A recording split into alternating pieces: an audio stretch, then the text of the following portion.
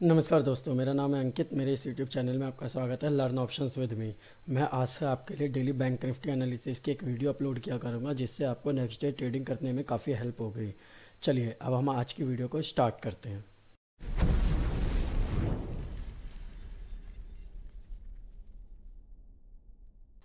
जैसा कि आप देख पा रहे हैं कि बैंक निफ्टी का मैंने डेली टाइम फ्रेम का चार्ट ओपन किया हुआ है। बैंक निफ्टी की फ्राइडे को हमें फाइनल क्लोजिंग मिली हुई है 37,491 की। अब यहाँ पे हम देखते हैं, ये एक लेवल आपको शो हो रहा होगा। ये एक लेवल बैंक निफ्टी के लिए काफ़ी इंपॉर्टेंट लेवल हुआ करता था, जैसे कि मार्केट यहाँ पे कई बार रीटेस्ट करके गया है। फिर उसके बाद बैंक निफ्टी ने इस लेवल का ब्रेकआउट दिया था। ब्रेकआउट होने के बाद अगर हम पोजिशनल बेसिस की बात किया जाए तो बैंक निफ्टी का पोजिशनल बेसिस पे नेक्स्ट टारगेट यहाँ तक का निकल के आएगा, जैसे 38,900 की। अगर बैंक निफ्टी मंडे को इस कैंडल के हाई को ब्रेक करके ऊपर चलने लगता है तो हमको 800 से 1000 पॉइंट की रैली देखने को मिल सकती है। चलिए अब मैं 5 मिनट के टाइम फ्रेम पे ले सकता हूँ कि जिससे आपको एक ऐसे लेवल दे सकूँ जिसके बेसिस पे आप मंडे को ट्रेड कर पाओगे अच्छे से। अब हम 5 मिनट का टाइम फ्रेम लगा लेते हैं। इस 5 मिनट के टाइम फ्रेम पे आपको एक ट्रेंड लाइन शो हो रही होगी। चलो आपको एक ट्रेंड लाइन बना के दिखाता हूँ। ये एक परफेक्ट ट्रेंड लाइन बन रही है। बैंक निफ्टी ने थर्सडे वाले दिन क्या किया, एक्सपायरी वाले दिन बैंक निफ्टी ने ज़्यादातर टाइम इस रेंज के बीच में ही बिता दिया। इस रेंज के बीच में बिता के उसने बैंक निफ्टी की एक्सपायरी की क्लोजिंग दे दी। अब पॉइंट आता है कि फ्राइडे को मार्केट यहाँ से गैप अप ओपनिंग होती है। गैप अप ओपनिंग होने के बाद थोड़ी सी प्रॉफिट बुकिंग आती है और मार्केट नीचे की तरफ चलने लगता है। जब नीचे की तरफ मार्केट चलता है तो यहाँ पे एक हैमर टाइप की कैंडल बना के यहीं से मार्केट फिर धीरे धीरे पूरे दिन फ्राइडे की रेंज बनाते हुए ऊपर की साइड चलने लगता है। अब हमें ट्रेंड लाइन के लिए 2 पॉइंट मिल जाते हैं। पहला पॉइंट ये, सेकंड पॉइंट ये। इसके बाद अगर इस ट्रेंड लाइन को हम आगे की तरफ खींचते हैं तो हमें एक थर्ड पॉइंट मिल जाता है। फिर मार्केट फ्राइडे वाले दिन फिर से नीचे की साइड आने की कोशिश करता है, लेकिन वहीं से बाउंस बैक कर जाता है। अब देखते हैं कि अगर मार्केट फ्राइडे को अगर मार्केट फ्लैट ओपन होता है, देखिए अगर मार्केट इस रेंज के अंदर यहाँ पे कहीं ओपन होके अगर 1 या 2 मिनट 5-10 मिनट की अगर रेंज बना के अगर वो ऊपर की साइड ब्रेक करता है तो हमें बहुत अच्छा टारगेट देखने को मिल सकता है। पहला टारगेट हमारा होगा, अगर वो आज इस लेवल को, ये हमारा अगर लेवल की मैं बात की जाए, 1 मिनट में इस लेवल को आपको दिखाता हूँ कि ये लेवल कौन सा हो सकता है हमारे लिए। हाँ, 37,550 का लेवल। अगर मार्केट 37,550 के लेवल को ऊपर की साइड ब्रेक करता है तो हमारा पहला टारगेट देखने को मिलेगा 37,660 का। दूसरा टारगेट मिलेगा 37,780 का। ये हमारे 2 टारगेट निकल के आएंगे इंट्राडे में। अगर मार्केट फ्लैट ओपन होके इस ट्रेंड लाइन को ब्रेक करता है और इसके लो को निकालता है, यानी कि 37,450 के लेवल को ब्रेक करता है, तो हमारे लिए पहला टारगेट निकल के आएगा 37,380 का, 37,220 का। ये जो दोनों टारगेट है, ये दोनों टारगेट निकल के आएंगे हमारे सामने। चलिए अब बात कर लेते हैं, अगर बैंक निफ्टी फ्लैट ओपन ना होके गैप अप या गैप डाउन ओपन हो जाता है तो हम कैसे ट्रेड कर सकते हैं।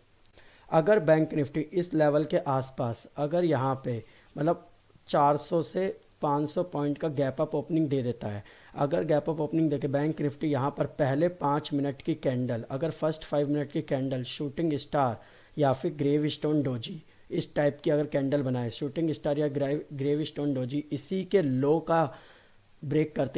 को ब्रेक करते और हाई का अस्तर लगा के हम एक बार के लिए बैंक निफ्टी को सेल कर सकते हैं।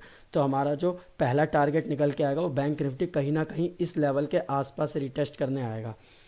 चलिए मैं एक बार आपको फिर से दिखा देता हूँ।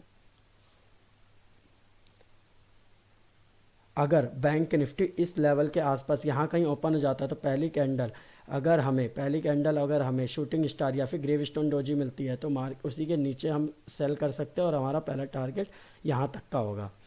अब बात करते हैं, अगर bank Nifty gap down open हो जाता है, गैप डाउन का मतलब अगर इस लेवल के आसपास ओपन होता है, यानी कि 37,200 के आसपास अगर बैंक निफ्टी ओपन होता है तो पहली कैंडल अगर हैमर या फिर ड्रैगन फ्लाई कैंडल बनती तो इसी के ऊपर हम हाई का हाई को क्रॉस करते ही हम ट्रेड ले सकते हैं, जिसके लिए हमारा जो पहला टारगेट निकल के आएगा वो इस लेवल तक निकल के आएगा, इस लेवल तक निकल के आएगा।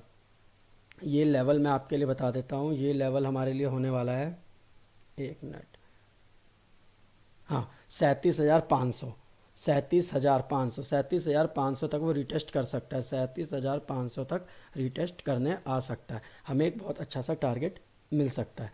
चलिए अब बात कर लेते हैं हम यहाँ पे कौन सी कॉल और पुट को हम ट्रेड कर सकते हैं। सबसे आइडियल ट्रेड हमारे लिए क्या बनने वाला है, सबसे बेस्ट ट्रेड हमारे लिए ये बनेगा, अगर मार्केट इस लेवल के अंदर यहीं पे ओपन होके एक बार हाई को ब्रेक करे तो हम यहाँ पे 37,600 की कॉल या 37,500 की कॉल, इसमें बहुत ज़बरदस्त मूवमेंट देखने को मिलेगी आपको। इन दोनों के बीच में आप ट्रेड कर सकते हैं, इन कॉल इस 37,600 की कॉल और 37,500 की कॉल ले सकते हैं।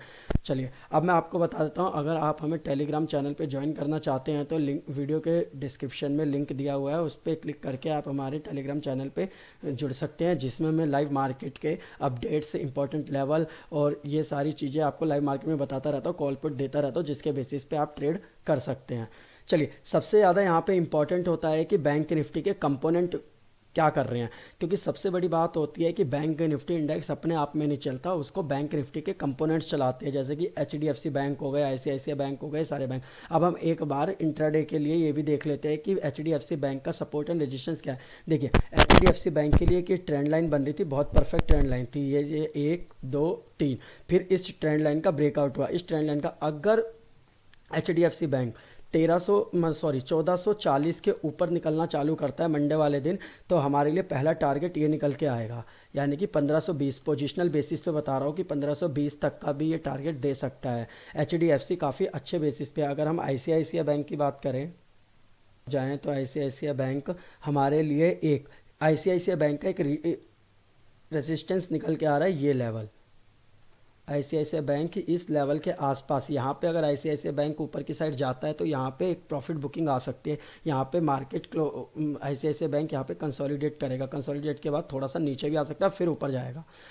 तो यहाँ पे एक ही रेजिस्टेंस निकल के आ रहा है 840 का, 840 का लेवल हमारे लिए ICICI बैंक के लिए काफ़ी इंपॉर्टेंट होने वाला है। अगर किसी के पास पोजिशनल बेसिस पे क्वांटिटी है तो वो अपनी एक बार के लिए प्रॉफिट बुकिंग कर लें। चलिए अब हम देखते हैं एक्सिस बैंक। एक्सिस बैंक क्या है, एक्सिस बैंक अभी कंसोलिडेट कर रहा है। एक्सिस बैंक में अभी कोई भी ट्रेड नहीं बनता है जब तक वो इस लेवल को ना निकाल दे, यानी कि 740 का।